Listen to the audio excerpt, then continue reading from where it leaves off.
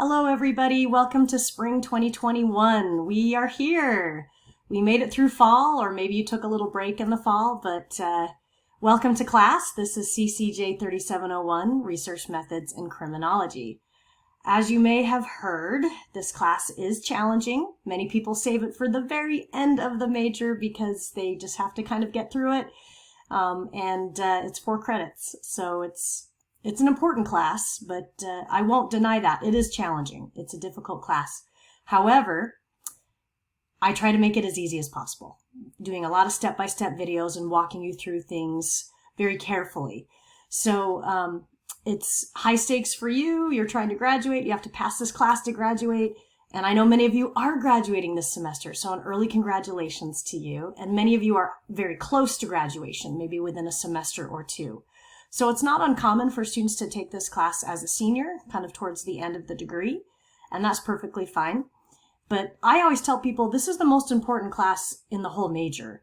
And I'm not saying that to be cocky, it's more that the kinds of things we do in the class and how the department has structured the major and how you grow and develop in your learning. So this class is a skills class, kind of like a workshop, where we do a lot of hands-on learning. So this is not a class that's going to kind of be one where you sit back and watch a few videos and read some slides and go through a textbook and then take a quiz at the end. We really won't be doing much of that at all. We will mostly be doing software and going through variables and data and actually making changes to it, saving things, pulling stuff apart, shoving stuff together, running analyses and functions. So again, treat this class like a workshop, and that mindset will probably be really helpful to you. But let's jump into the formal welcome of the class and get it so you can be prepared for what's ahead. So first, again, welcome to class. And here's our agenda. So what to expect, I'll tell you a little bit about me first. You may have already noticed there is no textbook in the class. We will be using required software, and I will show you that in a few moments. I also will go through the class goals of what you will learn, expectations of you, what you should expect from me, and also how to be successful.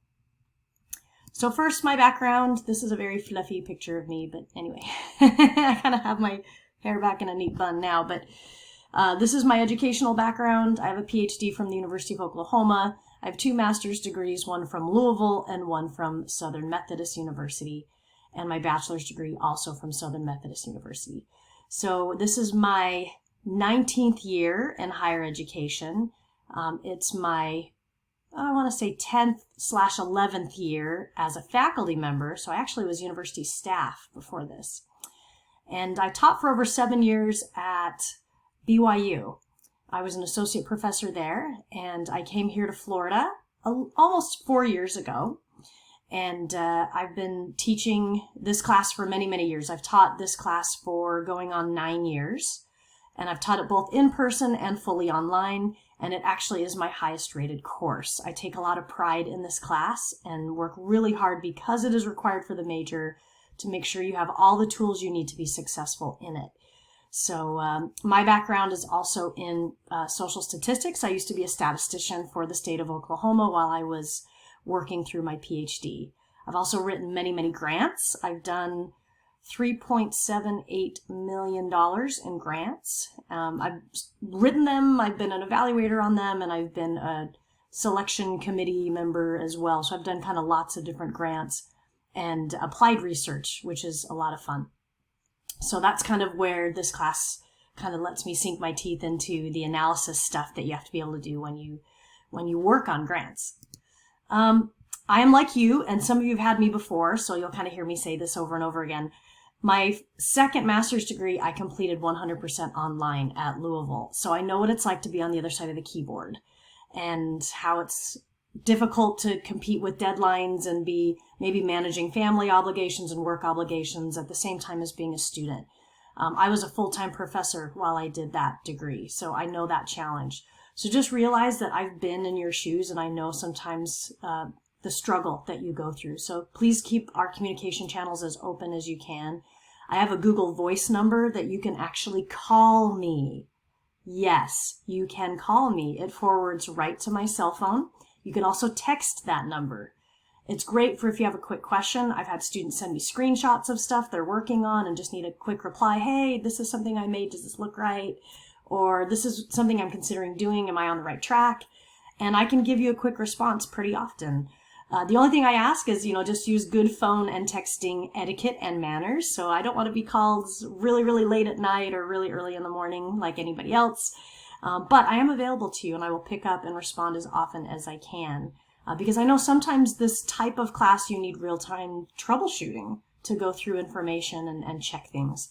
So that is something that I added to this class because it's important to me. Also, you can certainly reach out via email or Canvas message. But again, I try to make myself as available as possible because of the whole online learning environment and some unspoken rule. You're not supposed to talk to your professors. That's just not true when it comes to me. You can talk to me whenever you want. Where I've worked, practiced, and partnered.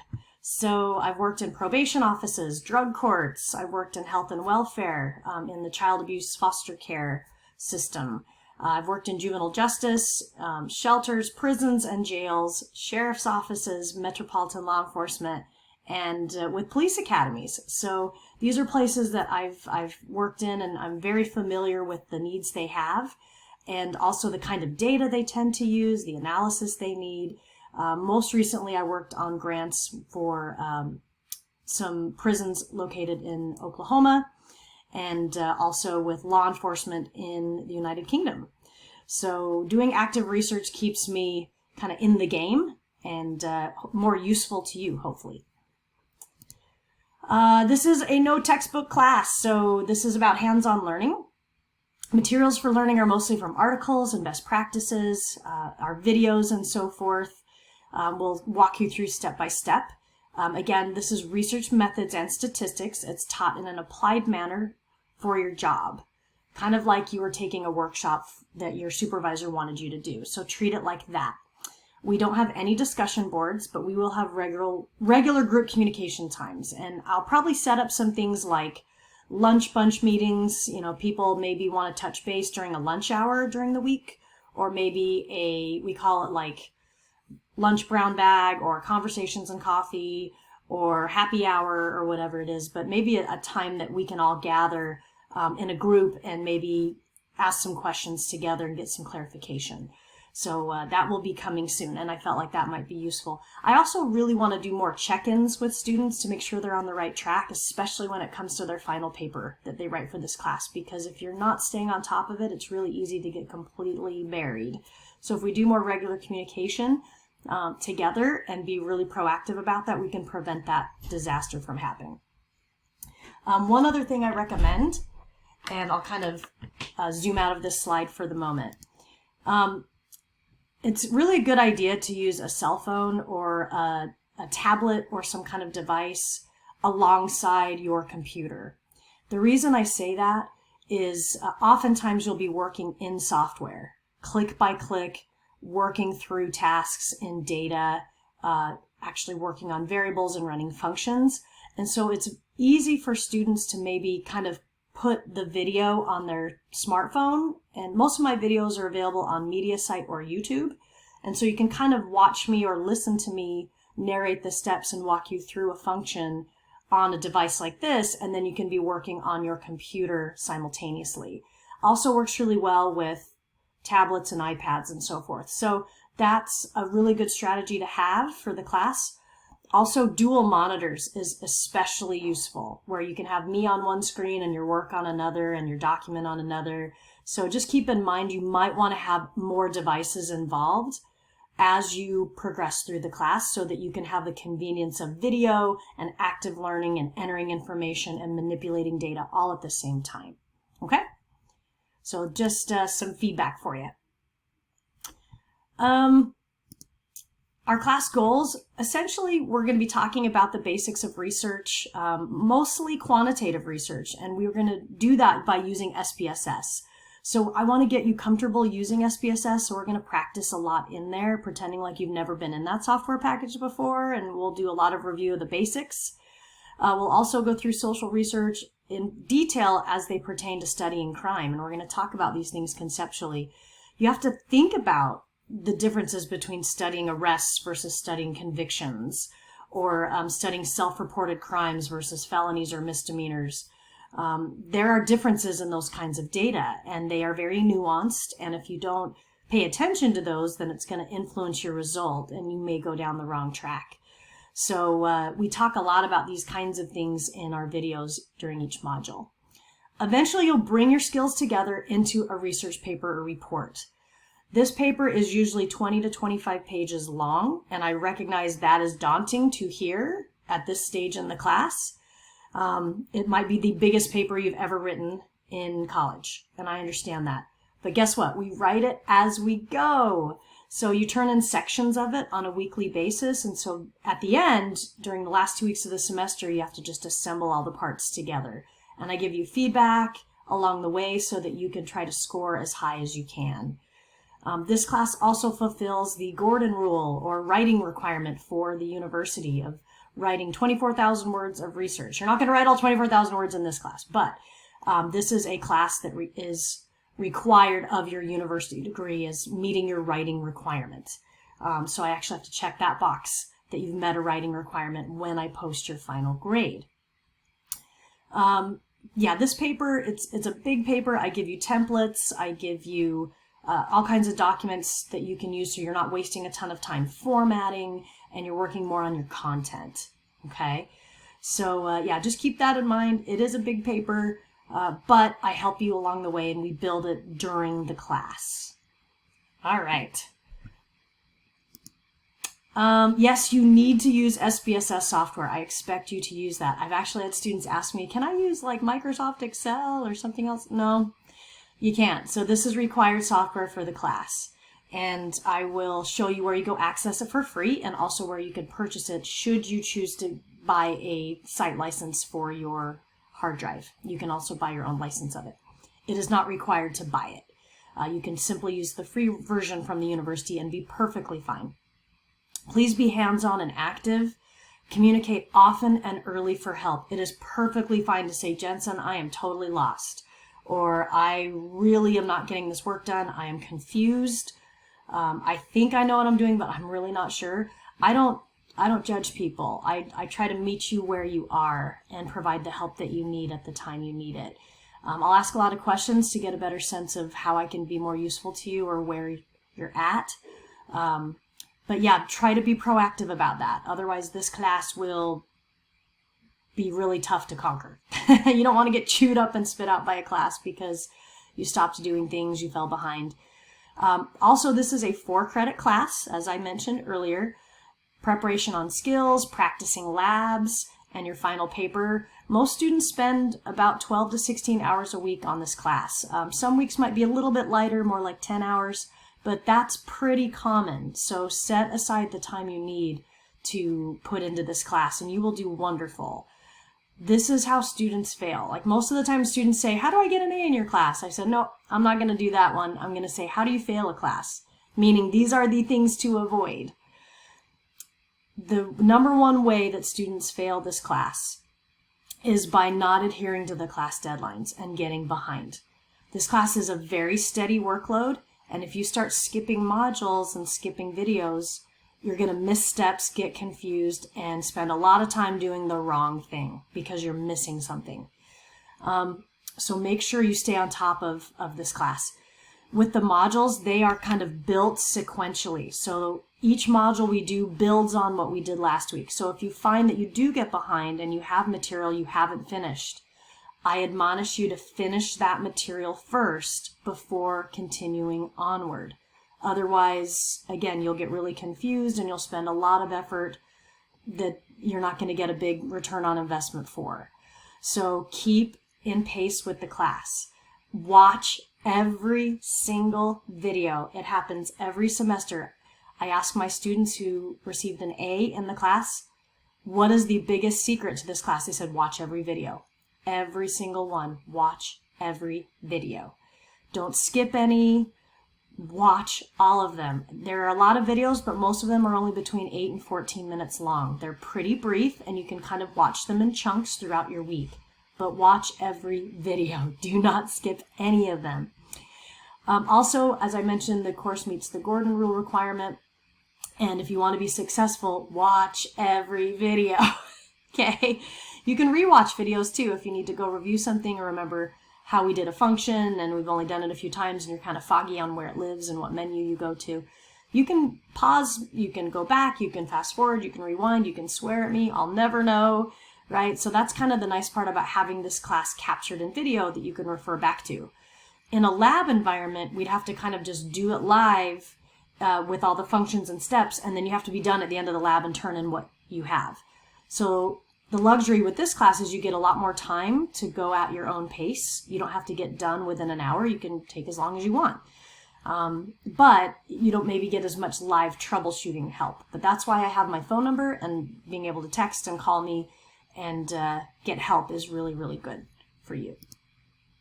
What you should expect from me. I try to email respond back to my students within 24 to 48 hours. I am available for phone calls, as I said, Skype sessions, Zoom meetings, FaceTime. We can troubleshoot. I've actually worked on data with students before. We've built variables together. We've looked at sections of papers together and had regular meetings to kind of touch base. So keep that in mind, that I am fully available to you to do that. I do have virtual office hours pretty much every day from 9 to noon, Monday through Friday. I'm definitely available a little later if you need, like 10 to 1. So if you want to maybe do your lunch hour at work and that's easier, and then you have lunch at noon, that might be an option for you. I'm also available on the weekends too and in the evenings, but we need to schedule that in advance. I do have some students that work day or night shifts or have kind of schedules that, you know, are a little unpredictable. So sometimes weekends are better for them, or evenings, maybe after dinner. That's perfectly fine. We just have to make that arrangement. So let me know. I also am here to provide reassurance when you make mistakes. You will recode a variable wrong. You will mess up on a lab. You will lose your data. You will have stuff break. It's going to happen. It's part of this class. It's how we learn. That's why you're here. So don't get bent out of shape about it. I'm not going to judge you for that. It just takes time to learn how to do things, especially things that are really technical and complicated. So just know that I'm here to reassure you and make sure you're on the right track. Our teaching assistant. So we actually have a TA this semester, which is nice because I haven't had a TA for a while. So I'm really super psyched to have a teaching assistant again. Her name is Kristen Penzel. And Kristen is available Monday, Wednesday, and Friday from 1 to 3. I'm not as available in the afternoons. I'm mostly available in the mornings until about lunchtime. So this is good because you could get some afternoon help from Kristen. So we're kind of available at different times of the day for you to give you more coverage. She has a Zoom link that she provided if you want to Zoom with her. And also her email address is here as well to reach out. I will have her send messages in class. She will be responsible for assisting with grading, providing comments on labs and papers, and I will be ultimately scoring the final paper that comes in. And I'll also be making comments and scoring as well. But we're going to be doing a lot of shared supervision of this class. So don't be a stranger. Make sure you reach out to Kristen, and she'll be available to you through video chat or, again, email if you want to arrange something different with her. All right, so let's get into the software so you know where to go. So again, this is the free version offered by University of Florida. It's located at apps.ufl.edu. Occasionally students have some questions about this, like there are things that you can do to make life easier. You have to kind of sign in through virtual desktop, and you're essentially using a software that lives on a server on campus virtually, okay? If you run into problems like the resolution's too small, there are ways to fix that. Don't be trying to do itty-bitty SPSS on this tiny, tiny resolution where you can barely read anything. There are ways to adjust your view to make things much more compatible on your computer screen. So again, let me know if you run into any of those technical things. But yeah, you sign into apps.ufl.edu, and I show you how to go find SPSS from the list of applications that UF hosts on this server, and you start using SPSS. So I have all kinds of videos to show you how to launch it and how to use it. But this is the free one, and it works perfectly fine. I also coach you on where to save your work. So UF has student file storage on the M drive. So anytime you do a lab or work in some kind of data where you're making stuff or running things and you want to save your work, you can save it on the M drive. I'll remind you of that in the labs too. M drive, M drive, M drive. Don't save your stuff where you are, because where the stuff in SPSS lives is on a temporary drive. It's called the R drive, the research drive, and that gets wiped every night. And I've literally had students lose all their work from the day before and be completely miserable the next day because they have to start from scratch. So you don't want that to happen. There is permanent file storage just for you to save your work as you go, because some people can't sit and do a lab all in one night. They have to kind of do it a little bit at a time during the day, and that's okay. All right, you could buy your own license of SPSS, and that literally stands for Statistical Package for the Social Sciences. It's owned by IBM now. They've owned it for many years, since the 80s. It was independent in the 80s, and IBM acquired it, but it's been, you know, a software program that's been around a long time, okay? But yeah, you can go to On the Hub, and I'm going to do a quick presentation on how to do that. So I will minimize this screen for the moment. And basically, I'm just going to onthehub.com. You go here, and this is basically a software website for students to use, where they can go get licenses for all kinds of products like Adobe and Microsoft and different things like that. When you get ready to shop, you'll often see SPSS statistics right there in the first part. So you can say shop now. When you go to choose statistics, you need to make sure you get the right package. And again, you don't have to buy this, but some people prefer to just get their own software and run it on their own machine rather than use the free version from University of Florida. So as you scroll down here, you can get SPSS statistics for Windows or Mac. So either operating system will work. And you do not need the 12-month rental. You can just do a 6-month rental. Okay? But you do want the standard grad pack. So do not get the base. That one doesn't have all the functions we need to run for this class. We need a more advanced product. So you need the standard grad pack 27 for Windows and Mac, only for 6 months. So once you get in here, look, it's saving you $2,000. Well, anyway, it's a limited license that expires after 6 months, which should more than cover you for class, right?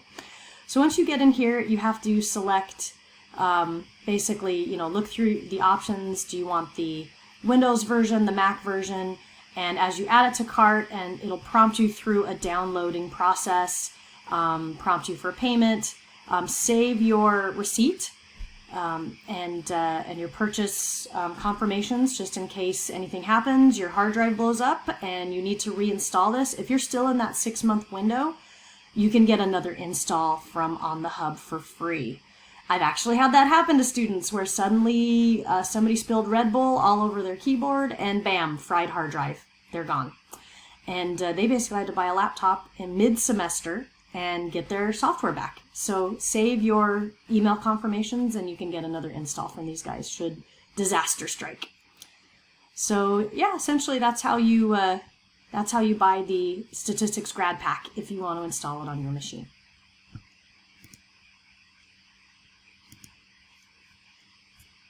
We're back. So that was just a little bit of how to go to On the Hub to go buy software if you need it. But again, optional. And finally, how to be successful in this class. So again, treat this class like a capstone course and training for your criminology career. This is usually a final class for most people, so just approach it that same way. Keep a data log. It's something I highly recommend is to get like a spiral bound notebook or a journal or just something that is like a notepad that you can write all your notes down on your variables when you're running analyses.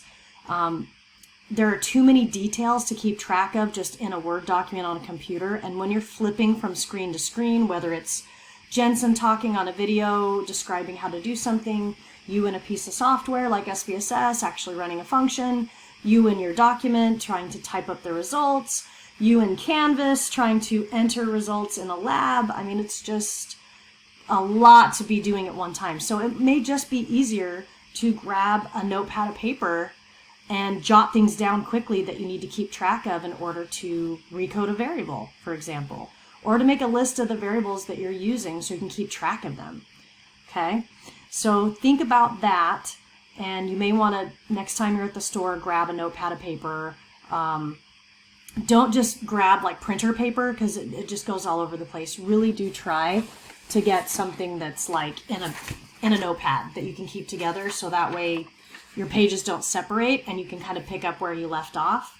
So that's just something I recommend.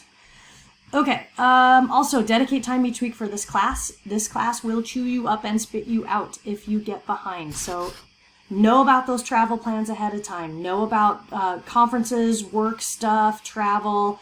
Obviously, we can't anticipate illness ahead of time, but if you know you have a scheduled surgery, if you know you're going to be deployed with military, you know this, that, the other is coming up, anticipate that in advance and try to get your work done early, because it's hard to play catch up with all that kind of stuff. Please let me know if you have any excused absences that we need to talk about and adjust some timelines or deadlines for. That's perfectly fine. And emergencies still come up, and certainly we're in a pandemic, and there are inconveniences that happen if you have to quarantine and so forth, or if you get incredibly sick, or you are dealing with family members who are incredibly sick or hospitalized. So please keep me apprised of those kinds of emergencies and disruptions in life, and we'll work through that together. If you're gonna buy software, buy it early. Buy it this week. Get it installed, get it done. This week is kind of, not a lot going on, so this is a good time to get your software. Or if you're using the free version, go ahead and spend a little bit of time getting into apps.ufl and getting comfortable with how to launch it, how it works. My recommendation, use Firefox for most UF server application, stuff like that. Firefox is, to me, one of the better ones to use. That does best with most UF stuff. Use good file storage habits and naming conventions. You're going to be in lots of files, literally maybe 100 variables this semester, probably about 12 different data sets, and doing 8 labs, 6 paper projects. So make sure you stay organized and keep versions of things identified easily, so you don't accidentally lose work or lose changes you made and things like that. So make sure you use good naming conventions. Be really honest with me about what works and what doesn't, what's confusing, or how I can do something different to help you learn. Occasionally students want a book that they can use, like SPSS for Dummies or Social Research Made Easy or something like that. And I'll recommend some books if you want kind of something for to maybe cover more information, or maybe you want some more information on sampling or surveys or qualitative research. I have plenty of things I can recommend to you if you want more. And some people say, yeah, actually I just want like a book I can reference to kind of get better at this. And I said, sure, I can send that to you, but largely I don't use a book for this class.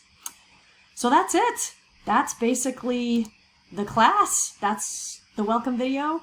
Hopefully this gives you a sense of how this is going to work and kind of some good suggestions and recommendations. But I look forward to seeing you this semester. And again, congrats to our spring graduates ahead of time.